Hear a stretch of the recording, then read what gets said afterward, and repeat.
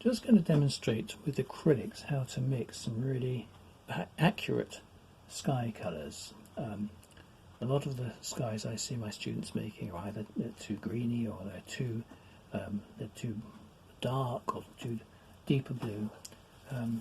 So this is a classic sky where it's a winter photograph where the sky is graduating from a warmer shade to a colder shade as it comes lower to the trees.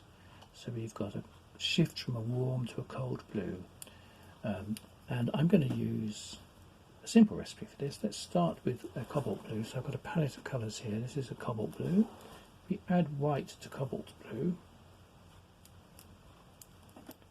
When you get close, I'll put it onto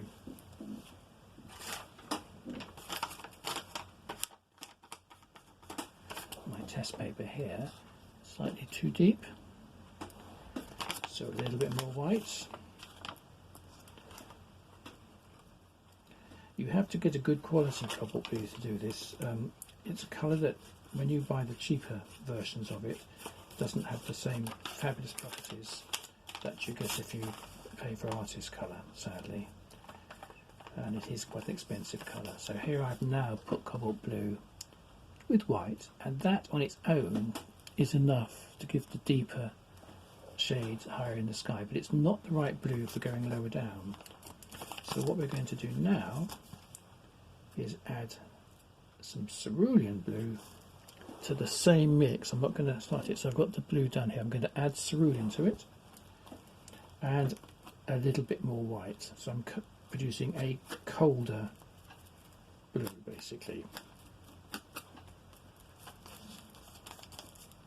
And it's that shift from warm to cold which will produce a lovely depth, and I would recommend mixing up.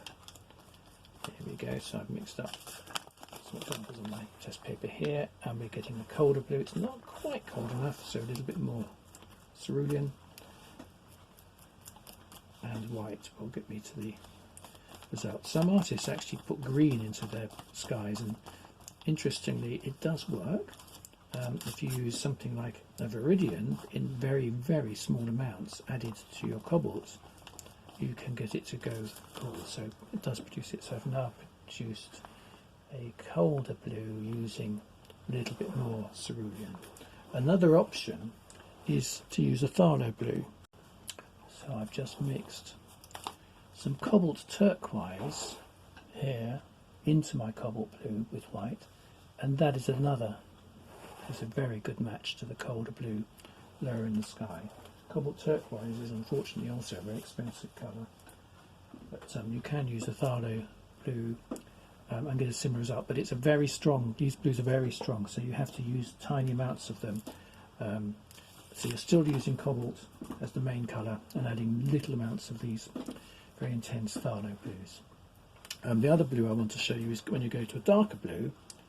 So we're going over to the colours in the water here, and here's a sort of blacker blue. How do you get to that? Well, you could try using ultramarine as your starting blue. So here I've got some ultramarine. I'm going to just put on this piece of paper, but on its own, so here's ultramarine, it's too intense, so we need to put a little bit of red into it, interestingly. So I have got, actually that brush isn't totally clean, so let's try and get it perfectly clean so you can see that this little experiment is a valid one. So my ultramarine is here. Sorry if it's reflecting a bit.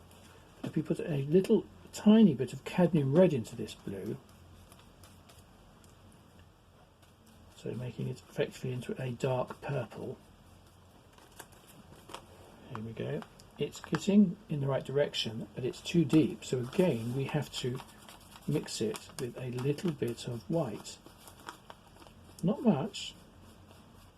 And then we'll get lovely grey blues, such as there. I actually still need a little bit more white. So it's actually a grey blue. By adding red, Okay, we're getting very close down there.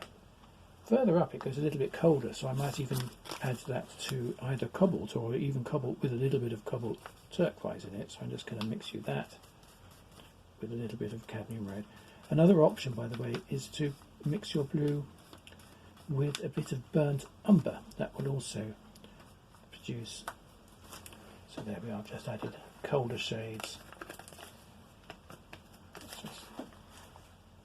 So that's getting us the blue down here, and then we have to go even paler.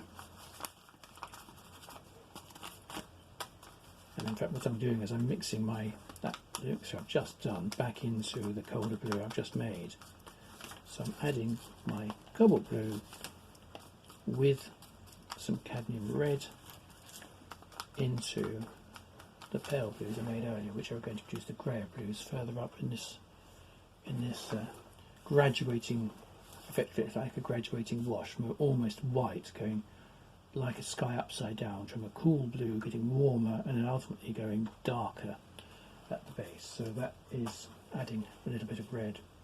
And just as an example, I'm going to add here blue, ultramarine blue to burnt umber. And interesting, this is a combination which, if you get the balance perfect, will give you black. But if you go to slightly more blue than, there we are, I'm just putting it on a piece of paper. So if you go for a bit more blue than brown, you get a blue, dark blue grey. So that's also producing. It's a bit darker than the example here, but it is going in the right direction for the colours here. Actually, the photograph is probably not as intense as real life, so that would be a colour I would aim to go for. So that's an easy recipe. That's ultramarine plus burnt umber. So there we go. We've got different ranges of blues in our icy puddle here. In our sky, I've just shown you. What you have to decide is whether it's cold or warm, and mix your colours accordingly. Adding little bits of red or a greeny blue, which got us to the colder shades. Thank you very much for watching.